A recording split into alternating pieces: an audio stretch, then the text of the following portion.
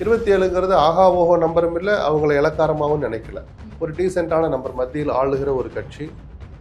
இது 9 ஆண்டுகள் கழிச்சு திரு டிடிவி தினகரன் அவர்கள் வந்திருக்காரு, பியூஷ் கோயல் அவர்கள் வந்திருக்காங்க, அன்புமணி அவர்கள் வந்திருக்காங்கன்னும் போது இது எந்த அளவுக்கு ஒரு இல்லை, அந்த ஒப்பந்தங்களை தலைமை கழகத்தில் போடுறதுதான் நியாயமானது. ஒரு நல்ல சிக்னல் என்னன்னா, இது ஏதோ எடப்பாடியினுடைய ஆளுமை மீண்டும் மீட்டெடுக்கப்பட்டிருக்கு அப்படிலாம் பார்க்கறதுக்கு முன்னாடி அதிமுக தொண்டர்களுக்கு ஒரு உற்சாகம் தராது. நம்ம கட்சி பெரிய கட்சி, நம்மளை மதிச்சு வர்றாங்க அப்படின்னு. தினகரன் அங்கே போனது எடப்பாடியை துரோகினார், எதிரினார், கடைசியில் அங்கேயே போய் சென்றார். முக்குளத்தூர் கோபமா இருக்காங்களாம் சில பேர் கிளப்பி விடுறாங்க. கோபமாக இருப்பது நிஜம். கூட்டணி கட்சிகளுக்கெல்லாம் கொடுத்தது போக 160க்கு மேல எது நின்னாலும் அது ஒரு சேஃபான தொகுதி தான். திமுகவுக்கும் அந்த எண்ணிக்கை கிடைக்கும்னு நம்புறீங்களா? அதனாலதான் நம்ம உதயசூரியன் சில பேரை பிரிச்சு கொடுக்குறாங்க. விஜய் அவர்களுக்கு 234 தொகுதிகளிலும் வேட்பாளர் கிடையாது அப்படிங்கிற விமர்சனம் நீண்ட காலமா இருந்துட்டு இருக்கு. அடையாளம் இருக்காது, ஆளுமை இருக்காது, பணபலம் இருக்காது, சமூக பலம் இருக்காது.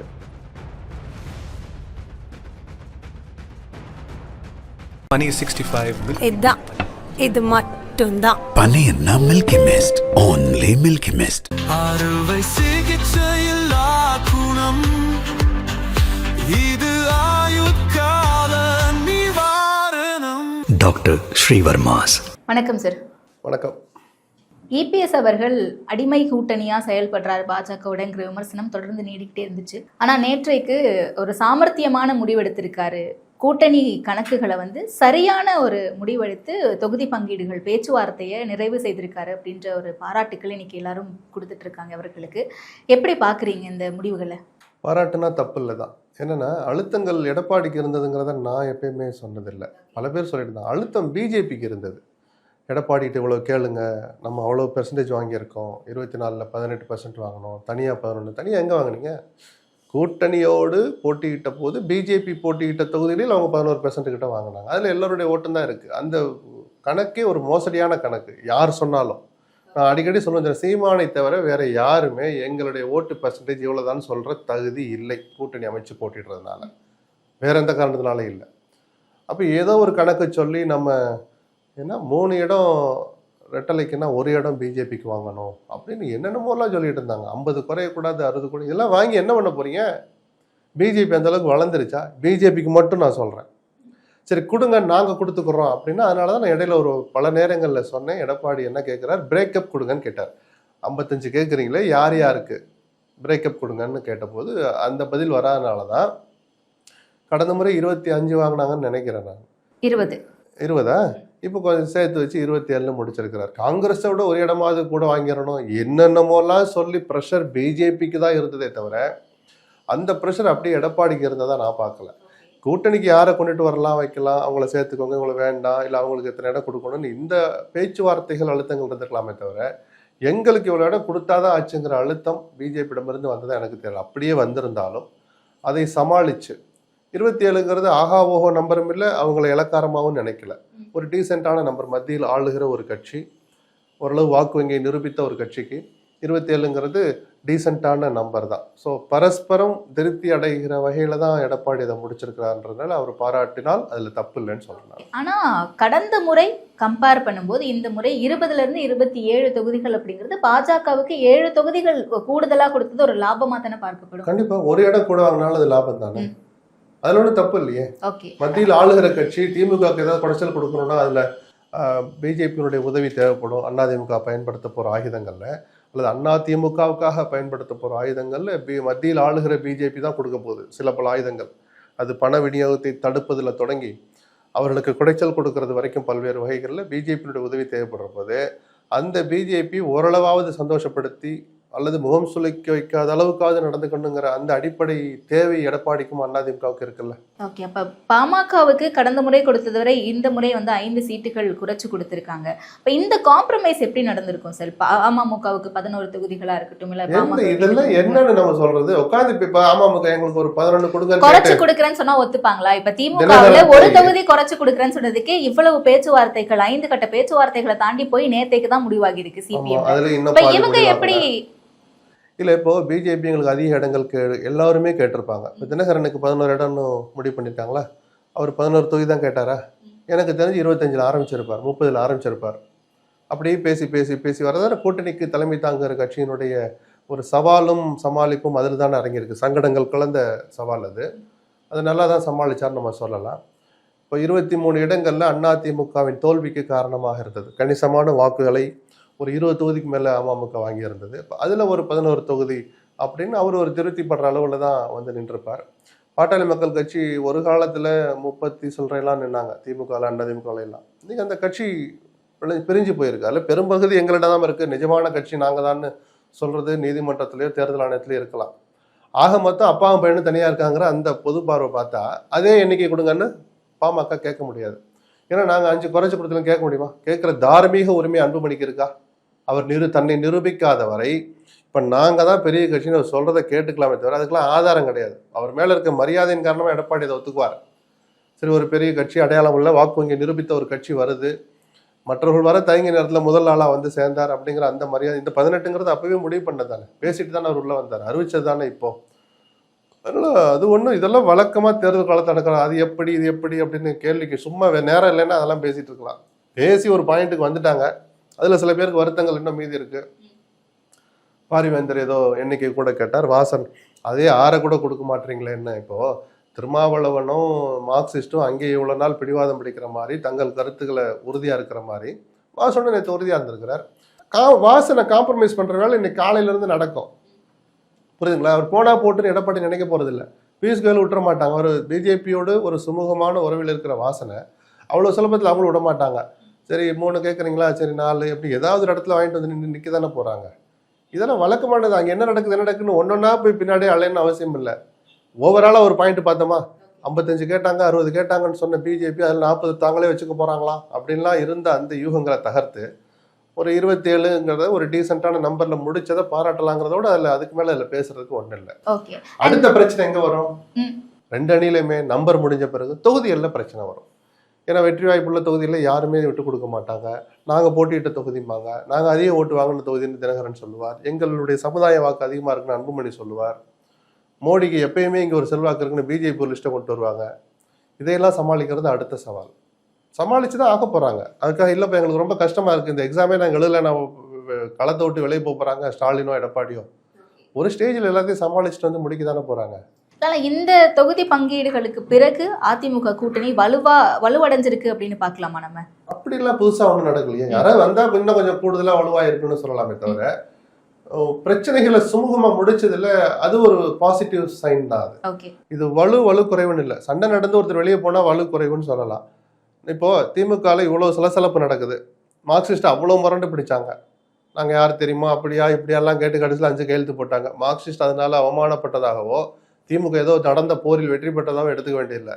இந்த கசப்புகளை கொஞ்சம் குறைச்சிருக்கலான்னு ஒரு பண்ணாமே தவிர இந்த வேட்புமனு தாக்கல் பண்ண போகும்போது இதெல்லாம் காணாமே போயிடணும். அது ஒரு பெரிய விஷயமே இல்லைன்னு சொல்றேன் நான்.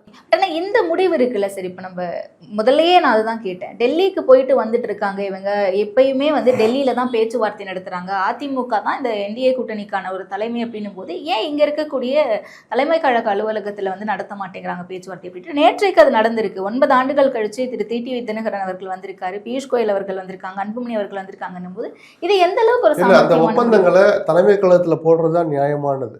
கடந்த முறை ஜெயலலிதா மறைவுக்கு பிறகு நடந்த இந்த 19 நாடாளுமன்ற தேர்தல் அதுல இருந்து அடுத்த 20 இது எல்லாமே வெளியில ஹோட்டல்களில் நடந்துட்டு இருந்தது.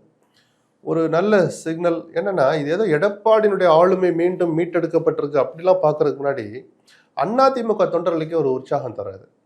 நம்ம கட்சி பெரிய கட்சி, நம்மளை மதிச்சு வர்றாங்க அப்படின்னு. புரியுதுங்களா? அந்த வகையில நேற்று அங்கே ஒப்பந்தங்கள் போட்டது நல்ல விஷயம்தான். கிட்டத்தட்ட 9 வருஷத்துக்கு கழிச்சு வந்தது டிடிவி மட்டும் இல்லை, அந்த ஆளுமை அதிமுக தன் ஆளுமையை நிரூபித்த ஒரு நாள்னு கூட அதை எடுத்துக்கிடலாம். அது ஒருவேளை நல்ல சிக்னல் தான், நல்ல சைன் தான் அது. பட் ஆனா வாக்குகள் எப்படி கன்சாலிடேட் ஆகும் அப்படின்ற ஒரு விஷயம், அதுக்கெல்லாம் இன்னும் போக வேண்டிய தூரம் இருக்கு. வைக்க வேண்டிய வாதங்கள் இருக்கு. மக்கள் கிட்ட போய் அவங்க திமுக என்ன வைக்கிறாங்க, அதை உடைக்கிற மாதிரி இவர் என்ன சொல்றார், அது களத்துல எதிரொலிக்கிற விஷயங்கள் இன்னும் பல இருக்கு. அன்புமணி அவர்களை சொன்னீங்க, ராமதாஸ் அவர்கள் வெளியே இருக்காரு, இன்னும் வாக்கு நிரூபிக்காம இருக்காங்க, தனிச்சு நிக்கக்கூடிய ஒரு தலைமையா முதல்ல இந்த கூட்டணியில வராங்கன்னும் போது அந்த வாக்குகள் எப்படி இருக்கணும்னு அதை பாக்குறதுக்கு தான் காத்திருக்கணுங்கிற. நீங்க ரொம்ப அழகா கேள்வி கேட்டா என்கிட்ட பதில் இருக்குமா? கிடையாது. இதைத்தான் பாக்குறதுக்கு நம்ம காத்திருக்கிறோம். எந்த அளவுக்கு வன்னியர் சமுதாயத்து மத்தியில் ஊடுருவி நான் என் தந்தையை அவமதிக்கலை, கட்சியுடைய நலனுக்காக தான் இந்த முடிவு எடுத்தேன் அப்படின்லாம் சொல்லி அவர் வைக்க போகிற வாதங்களை வன்னியர் சமுதாயம் எப்படி பார்க்க போகுது? அதில் பெருமளவு வாக்காளர்கள் அவருக்குமோ அவர் சார்ந்திருக்கிற அதிமுக அணிக்கோ ஓட்டு போடுறாங்களா? இதெல்லாம் நான் பொறுத்திருந்தா பார்க்கணும். தினகரன் அங்கே போனது எடப்பாடியை துரோகினார், எதிரினார், கடைசியில் அங்கேயே போய் சென்றார். முக்குளத்தூர் கோபமாக இருக்காங்களாம் சில பேர் கிளப்பி விடுறாங்க. கோபமாக இருப்பது நிஜம். அவங்க மனசை எந்த அளவுக்கு தினகரன் போய் கன்வின்ஸ் பண்ணி மாத்துறார், இல்லை இது நம்ம கட்சி நலனுக்காக நான் செஞ்சேன் நான் வைக்க போகிற வாதங்களை அந்த முக்குளத்தூர் ஏற்றுக்கிறாங்களா? இதெல்லாம் இந்த தேர்தல் முடிவுகள் தான் நமக்கு சொல்லணும். அதுக்காக இப்போ நான் வந்துட்டு என்னை யாரும் கேள்வி கேட்காதீங்க, நான் உங்கள்கிட்டலாம் வந்து பார்க்க மாட்டேன்னா அன்புமணியோ தினகரனோ இருக்க போகிறாங்க. 2 பேரும் தங்கள் தரப்பு நியாயத்தை சொல்லிட்டு தங்கள் அணியினுடைய சாதனைகள் நாங்கள் ஆட்சிக்கு வந்தால் என்ன பண்ண போகிறோங்கிற அந்த விஷயங்களையும் சொல்லி தானே வாக்கு கேட்க போகிறாங்க. இது முடிஞ்ச பிறகுதான் இவங்கெல்லாம் எந்த அளவுக்கு தாக்கத்தை ஏற்படுத்தினாங்கன்னு சொல்ல முடியுமே தவிர இப்பவே அப்படி ஆயிடும் இப்படி ஆயிடும்லாம் நான் வெற்ற பேச்சா நான் பேசவே மாட்டேன், எப்பயுமே பேச மாட்டேன். அண்ட் பாஜக, பாமக, அமமுகவுக்கு கொடுத்த அந்த எண்ணிக்கைகளை தவிர்த்து மீதி 170 178 சீட்ஸ் இருக்கு. சிறிய சிறிய கட்சிகளுக்கு தொகுதி பங்கீடுகள் போக அதிமுக நிற்கக்கூடிய அந்த நம்பர்ஸ் அப்படிங்கிறது கடந்த தேர்தலை விட இந்த தேர்தலில் குறைஞ்சிருக்குது. 170 தோராயமாங்கிறது மோசமான எண்ணிக்கை அல்ல. ஒரு கூட்டணி போகணும்னு முடிவெடுத்துட்ட பிறகு கூட்டணி கட்சிகளுக்கெல்லாம் கொடுத்தது போக 160க்கு மேல எது நின்னாலும் அது ஒரு சேஃபான தொகுதி தான். திமுகவுக்கும் அந்த எண்ணிக்கை கிடைக்கும்னு நம்புறீங்களா? அதனாலதான் நம்ம உதயசூரியன் சில பேரை பிரிச்சு கொடுக்குறாங்க. ஏன்னா 4 அதுல 1 இதுல 2 அதுல 1 இதுல அப்படின்னு உதயசூரியனே சேர்த்து சொல்றாங்கன்னா உதயசூரியன் சின்னத்தில் போட்டியிடுகிற அந்த எண்ணிக்கை 170+ இருக்கணும்னு அவங்க ஒரு கணக்கு போடுறாங்க. அநேகமா அது வர வாய்ப்பு இருக்கு. ஓகே, நான் கடந்த தேர்தலில் அதிமுகவும் சரி திமுகவும் சரி கிட்டத்தட்ட சேம் நம்பர்ஸ் வந்துட்டாங்க. அந்த ஒப்பீடெல்லாம் தப்பு. நாங்க 169 நீங்க 169 அப்படிலாம் பார்க்க வேண்டாம். நான் தான் சொல்ல ஒரு சேஃப் நம்பர்னு ஒன்று இருக்கு. வலுவான அணி அமைச்சிங்கன்னா 160க்கு மேல நிக்கிற எதுவுமே ஒரு சேஃபான எண்ணிக்கை தான், வலுவான அணி அமைச்சிருந்தீங்கன்னா. அதனால தனித்தனி எக்ஸாக்டா நீங்க எத்தனை நாங்க எத்தனை அந்த ஒப்பீடெல்லாம் வேலை இல்லைன்னா செய்யலாம். அதுல ஒரு அர்த்தமும் இல்லை அந்த வாதத்துல. ஆனா இப்ப கூட்டணியா பார்க்கும்போது திமுக கூட்டணி கட்சிகளை எப்படி கையாண்டு இருக்காங்க அப்படின்ற ஒரு விமர்சனம் சமீபத்தில் ஒரு ஏகாதிபத்தியம் சர்வாதிகாரம் நடந்துக்கிறாங்க அப்படின்னா சரி, எங்களுடைய வார்த்தைகளை மதிக்கல, எங்களுக்கு உரிய முறை நாங்க எல்லாருமே இரட்டை இலக்கத்தில் நிப்போன்னு இருக்கிற அத்தனை கட்சி 23 கட்சி கூட்டணியா 20+ இருக்குன்னு வச்சுக்கோம். 26 கிட்டத்தட்ட அதுல ஒரு 15 பேர் நாங்கள் இரட்டை இலக்கத்தில் வாக்கு சீட்டை பெறுவோம்னாங்க. எல்லாருக்கும் இரட்டை இலக்கத்துல கொடுத்தா அவர் சர்வாதிகாரி இல்ல ஜனநாயகவாதி ஸ்டாலின், இல்ல சர்வாதிகாரிங்கிற விளம்பரம் வந்தாலும் பரவாயில்ல, விமர்சனம் வந்தாலும் பரவாயில்ல, நாம இருக்கிற யதார்த்தத்தை எடுத்து சொல்லுவோம், அப்புறம் அந்த கசப்புகள் மறந்துரும்னு ஒரு தலைவனுக்கே உரிய அதான் சங்கடங்கள் கலந்த சவால்னா அவருக்கும் தான் சொன்னேன் முதல்ல.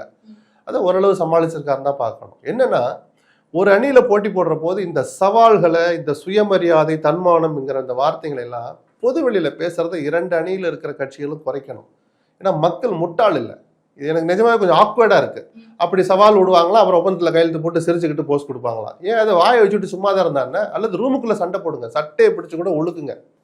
அறிவாலயத்துக்கு வெளியில் வந்து பேட்டி கொடுக்குற போது, தலைமை கழகத்துக்கு வெளியில் வந்து பேட்டி கொடுக்குற போது அதிமுக அணியில் இருக்கிறவங்க பேச்சுவார்த்தை சும்மா போகுது, ஒரு வழியில கடந்துட்டு போறதை விட்டு நாங்க யாருன்னு காட்டுவோம், நாங்க 2 இலக்கத்து குறைஞ்சி வாங்கவே மாட்டோம், இந்த வெத்து சவடால் எதுக்குன்னு கேட்கிறேன். நான் திரும்பவும் சொல்றேன், ஒரு இயக்கம் தன்னுடைய எதிர்காலத்தை, தன் தலைவனுடைய எதிர்காலத்தை நினைச்சு சுயநலமா நடந்துக்கிறது தவிர்க்க முடியாது. அதில் நியாயம் இருக்கு தேர்தல் கால அரசியல்ல. ஆனா எல்லாத்தையுமே பொது வெளியில போட்டு உடைச்சு போட்டு அப்புறம் பல்ல இழிச்சுக்கிட்டு வந்து ஒப்பந்தம் போடுறது எந்த வகையில அது சரியா இருக்கும்னு நான் எல்லா கட்சிகளுக்கும் கேட்க விரும்புறேன். அப்ப மக்கள் உங்களை பத்தி என்ன சொல்றது, கொஞ்சம் கேலியா பார்ப்பாங்கன்ற பயம் துளி கூட இல்லையா உங்களுக்கு? நீங்க என்ன வேணாலும் சவால் விட்டுக்குவீங்க, அப்புறம் என்ன வேணாலும் ஒப்பந்தத்தை போட்டு பல்ல இழிச்சிட்டு போயிடுவீங்கன்னா என்ன, எனக்கு புரியல. இது அது ஒரு அசூயைன்னு ஒரு வார்த்தை சொல்லணும்ல, இந்த புழு ஊடுற மாதிரி இஷ்டத்துக்கு சவால் விட்டுக்க வேண்டியது, அப்புறம் சிரிச்சுக்கிட்டு போஸ்ட் கொடுத்துட்டு கொடுக்கறத வாங்கிட்டு போறேன். நான் குறைச்சு மதிப்புல யாரையும் அவமானப்படுத்தல. இந்த கோபதாபமான வார்த்தைகளை உள் அறைக்குள்ள வச்சுக்கணுன்ற நான் பத்திரிகையாளர்கிட்ட வந்து எல்லாத்தையும் கொட்டிடுறது அல்லது திட்டமிட்டு செய்திகளை பரப்ப விடுறது, அப்புறம் எங்க தொடங்கினாங்களோ அதே இடத்துல ஒரு ஒப்பந்தத்தை போட்டு கையெழுத்து போட்டுறதுங்கிறதுல என்ன நீங்க சாதிக்கிறீங்கன்னு எனக்கு புரியல. மக்கள் இதெல்லாம் மறந்துடுவாங்கங்கிற அந்த ஒரு என்ன சொல்றது அலட்சிய பார்வை தான் இதுக்கெல்லாம் காரணம். மற்றபடி தேர்தல் சர்க்கஸ்ல இதெல்லாம் வழக்கமான காட்சிகள் தான். மக்களும் பழகிட்டு போயிட்டாங்க. திமுக தலைவர் மு க ஸ்டாலின் அவர்கள் மேல விமர்சனங்களை வைக்கிறாங்களா இல்லையான்னு பார்த்தா கிடையாது. ஆனா அங்க இருக்கக்கூடிய அமைச்சர்கள் மேல விமர்சனங்கள் வைக்கப்படுது. வேல்முருகன் அவர்கள் வெளிப்படையாவே சில குற்றச்சாட்டுகளை முன்வைக்கிறாரு. 10 கோரிக்கைகளை நாங்க முன் வச்சோம், அதை அவங்க பரிசீலிக்கவே கிடையாது. ஸோ அதனால நான் வந்து கூட்டணி விட்டு வெளியே போறேன். எண்ணிக்கையை தாண்டி இந்த 10 கோரிக்கைகளை அவங்க அலட்சியப்படுத்தினதுதான் காரணம் அப்படின்ற மாதிரி சொல்றாரு. அமைச்சர்கள் மீது குற்றச்சாட்டு தொகுதியில் கேட்கறதுக்கு வேல்முருகனுக்கு தனி மனித நியாயம், தனி இயக்கம் சார்ந்த நியாயங்கள் இருக்கலாம். 10 கோரி நிறைவேற்றட்டும், எனக்கு தொகுதியே வேண்டாம், நான் தேர்தலே போட்டிலன்னு சொல்லுவாரா வேல்முருகன்? எல்லாமே தொகுதியை நோக்கி தான் அது இருக்கும். அதுக்கு இந்த கோரிக்கைகள் அதுவும் எல்லாம் நியாயமான அதான் பன்னீர்செல்வம் அறிக்கை விட்டார் இல்லையம்மா இருக்கே, இல்லை திமுக சார்பாக ஒருத்தர் சொன்னா அவர் கேட்ட கோரிக்கைகள் நாங்கள் ஆல்ரெடி நிறைவேற்றிருக்கோம், சிலதை நிறைவேற்ற போகிறோம், ஏன் அவசரப்பட்டாருன்னு தான் கேட்குறாங்க. சுமூகமாக முடிச்சிருக்கலாங்கிறது அந்த கூட்டணி சிதையக்கூடாதுன்னு நினைக்கிறவங்களுடைய பார்வையாக இருக்கலாம். எல்லோருடைய எதிர்பார்ப்பையும் முழுமையாக நிறைவேற்ற முடியாதுங்கிறத நம்ம முதல்ல இருந்து சொல்லிக்கிட்டு இருக்கோம், எந்த அணியிலையுமே. சரியா? மற்றபடி அதில் இருக்கலாமா வேணாமாங்கிறது அந்தந்த கட்சியில் எடுக்கிற முடிவு. வேல்முருகன் வெளியே போலான்னு முடிவு எடுத்து அது எவ்வளவு பெரிய தாக்கத்தை ஏற்படுத்தும் அவர் தன்னை நிரூபிச்சாதான் திமுக அது வழியை தருமா என்னன்னு பார்க்கணும். பட் ஆனா இவ்வளவு குளறுபடிகள், தொகுதி பங்கீடுகள்ல ஒரு சிக்கல் இருந்துட்டே இருக்கு, மனக்கசப்புகள் அப்படின்னும் போது ஏதோ ஒரு இடத்துல திமுக ரிஸ்க் எடுத்திருக்காங்களா? தேமுதிக உள்ள கொண்டு வந்ததுலயா இருக்கட்டும், இல்ல ஓபிஎஸ் மாதிரியான நாட்கள் வந்து திமுக இணைஞ்சதுலயா இருக்கட்டும். இல்ல இதுல ரிஸ்க்கு ஓபிஎஸ் சப்ஜெக்ட் வேற, தேமுதிக வேற. ஓபிஎஸ் திமுகலே அணைஞ்சிட்டாரு, அதை பத்தி அடுத்த கட்சிகளுக்கு கவலை இல்லை. தேமுதிக வந்தனால ஒரு இட நெருக்கடி வந்தது நிஜம்தான். சரி, அப்படி வந்ததுனால அவங்களுடைய வாக்குகளாலையும் சில தொகுதிகளில் மற்ற கட்சியில் ஜெயிக்க வாய்ப்பு இருக்குல்ல. இல்லை அவர்களை நீங்கள் சேர்க்கறதும் சேர்க்காதும் உங்கள் உரிமை. ஸ்டாலினை பார்த்து மற்ற கட்சிகள் சொல்கிறது, தோழமை கட்சிகள் அவங்களுடைய வாக்குகள் எங்களுக்கு வேணாம் யாராவது அறிக்கை விட்டுருக்காங்களா?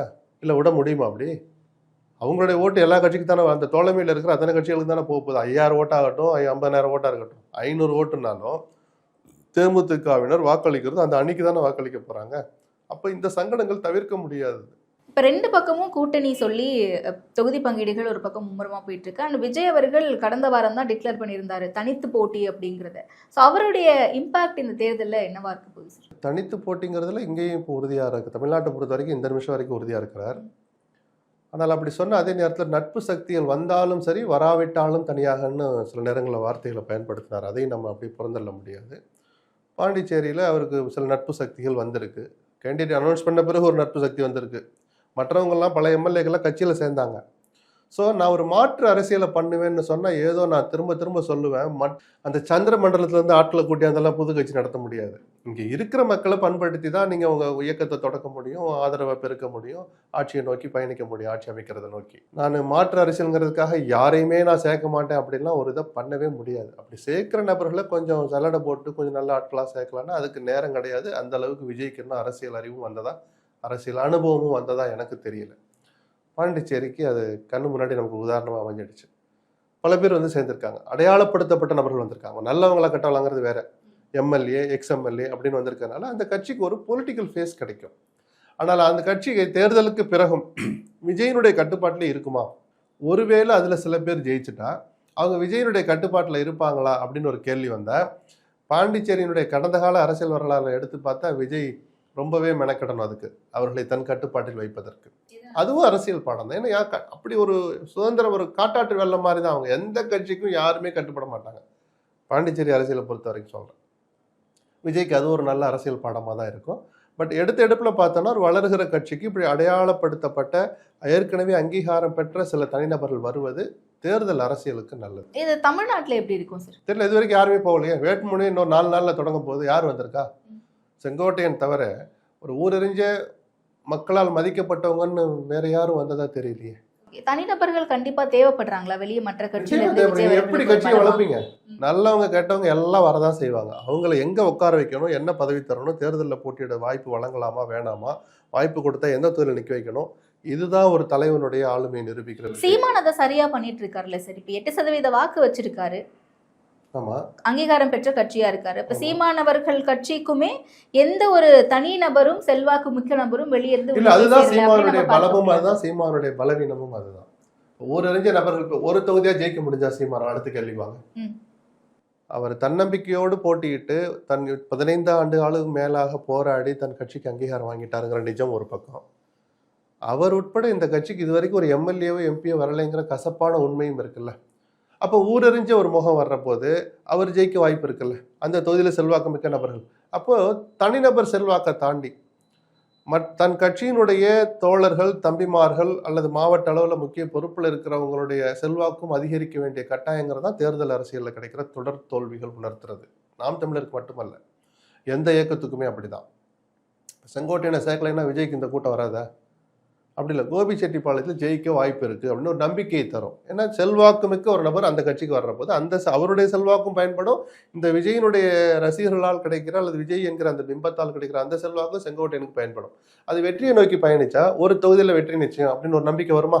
கோபிச்செட்டிப்பாளையத்தில் நம்பிக்கையோட தானே வேலை செய்வாங்க. இதுதான் அதில் இருக்கிற ப்ளஸ். மற்றபடி அவர் மேலே அந்த சார்ஜ் இருக்குது, அவர் அந்த கட்சியிலேருந்து வந்தார் எனக்கு வேணாம் அப்படின்னா தூய அரசியலை பண்ணலாம். வெற்றிங்கிறது கடைசி வரைக்கும் எட்டாக்கணியாவே போகும். இன்னைக்கு அதிமுக கூட்டணியில பாஜகவுக்கு 27 தொகுதிகள் மட்டும்தான் கொடுத்திருக்காங்க, அது அவருடைய சாமர்த்தியம் அப்படின்னு ஒரு பேச்சு இருக்கு, நம்மளே பேசணும். ஆனா பாஜக 45 தொகுதிகள் 50 தொகுதிகள் கேட்ட இடத்துல 27க்கு ஒத்துக்கிட்டு இருந்திருக்காங்க அப்படின்னும் போது ஒருவேளை விஜய் மீண்டும் இங்க வரதுக்கான ஆப்ஷன் இருக்கோ, அதனாலதான் நமக்கான தொகுதிகள் குறைவா வாய்ப்பு இல்லை. நான் திருப்பி சொல்றேன், மக்கள் முட்டாள் இல்லை. நீங்க என்ன முடிவு வேணாலும் எந்த கட்சி எடுக்கலாம், அதுக்கு ஒரு காலம் இருக்கு. 2 மாசம் 3 மாசம் முன்னாடி விஜய் அந்த முடிவு எடுத்துட்டாருன்னா அதிமுக தொண்டர்களே மனதளவில் தயாராகிடும். விஜய் வரப்போறாரு அல்லது வந்துட்டாரு, அவருக்கு இத்தனை இடம் போகும்னு மனதளவில் அவங்க தயாராக இருப்பாங்க. இப்போ நீங்க கிட்டத்தட்ட நான் 170 கிட்ட நிற்க போறான்னு நீங்க சொன்னீங்களா, அதுக்கும் சேர்ந்தான பாராட்டு பத்திரம் வாசிக்கிறோம் எடப்பாடிக்கு. விஜய் உள்ள வரான்னு வச்சுப்போம், குறைஞ்சது எவ்வளவு இடம் கேட்பான்னு நீங்க நினைக்கிறீங்க? அவங்க பாதிக்கு 90 கேட்டாங்க உண்டு, 60க்கு குறைஞ்சி அவர் வரமாட்டார். பேச்சுக்கு இதெல்லாம் நடக்க வாய்ப்பே இல்லை. அந்த 60 இடமோ 50 இடமோ எங்க இருந்து கொடுப்பாங்க? யார் கொடுப்பா? எடப்பாடி தனியாக கொடுப்பாரா? அப்போ அவர் போட்டியிடுகிற 170லேருந்து 50 கொடுத்துறணும். அதனால வர்ற பலன் எல்லாம் பிஜேபிக்கு, தினகரனுக்கு, அன்புமணிக்கு எல்லாம் கிடைக்கணும்னா எடப்பாடி அந்த அளவுக்கு அரசியல் தெரியாதவர் அல்ல. நான் நாகரிகமாக சொல்கிறேன், சரிதானா? அதிமுக தொண்டர்களும் அதை ஏற்றுக்க மாட்டாங்க. அதனால தான் இந்த பின்னணியில் அதுக்கு வாய்ப்பு குறைவுன்னு சொல்கிறேன். மற்றபடி பிஜேபிக்கு இன்றைக்கும் அழுத்தம் கொடுத்துட்டு இருக்கிறதெல்லாம் சொல்கிறேன். எங்கேருந்து கொடுப்பீங்க? என்ன சீட்டு யார் கொடுப்பா? 27 இடங்கள் நாங்கள் வாங்கிட்டோம். விஜய் எங்கள் அணிக்கு வந்தால் 17 இடங்களை விட்டு கொடுக்க நாங்கள் தயாராக இருக்கிறோம். பிஜேபியோ நாங்கள் வாங்கிய 18ல் 8 இடங்களை குறைஞ்சபட்சம் விட்டு தர தயாராக இருக்கும். அன்புமணியை சொல்லுவாங்களா? சொன்னாதானே அந்த இடத்துக்கு நீங்க அவரை கூப்பிட்றனால அந்த பலன் உங்களுக்கும் கிடைக்கும். அப்ப அதிமுக மட்டும் அப்படியே அள்ளி கொடுக்கணுமா விஜய்க்கு? புரியுதுங்களா? அதனாலதான் சொன்னேன் இனிமேல் சாத்தியம் இல்லைன்னு சொன்னேன். ஓகே, இவ்வளவு நாள் 4 முனை போட்டி அப்படின்னு பார்த்துட்டு இருந்தோம். திமுக அதிமுக கூட்டணி, நாம் தமிழர் கட்சி, தமிழக கட்சி கழகம். இந்த முறை ராமதாஸ் அவர்களும் சசிகலா அவர்களும் இணைந்து ஒரு கூட்டணி. அது எண்ணிக்கை கணக்குல வேணா 5வது அணியாக இன்னொரு அணியா நம்ம சொல்லலாமே தவிர மிகப்பெரிய தாக்கத்தை ஏற்படுத்தும் நான் நினைக்கல. இந்த இருவரும் கணிசமா சில தொகுதிகள் இந்த 2 பேருமே அவர்கள் சார்ந்த சமுதாயத்தினர் மிக கணிசமாக வசிக்கிற, ராமதாசனா வட மாவட்டங்கள்லையும் சசிகலா தென் மாவட்டங்கள்லையும் அதிகமான இடங்கள்ல போட்டியிட வாய்ப்பு இருக்கு. அதுலயும் குறிப்பா ராமதாஸ் தன் மகன் எங்கெல்லாம் அந்த பாட்டாளி மக்கள் கட்சி எங்கெல்லாம் நிற்குதோ குறைஞ்சபட்சம் அந்த 18ல கண்டிப்பா வேட்பாளரை போடுவார். இன்னொரு தகவல், சௌமியாவை எதிர்த்து காந்திமதியை நிக்க போறதா ஒரு தகவல் இருக்கு. ஸோ இது தனி மனித ஒரு குடும்ப தகராறு அல்லது ஒரு ஈகோ சார்ந்த ஒரு போரா மாறிடுச்சு. ராமதாஸ் அன்புமணி ராமதாஸ் போட்டி. சசிகலா அவங்க கூட நீங்க என்ன பாருங்க, இந்த 11 இடம் வாங்குறாருல தினகரன், அந்த 11லயும் சசிகலா கேண்டிடேட் போடுவார்.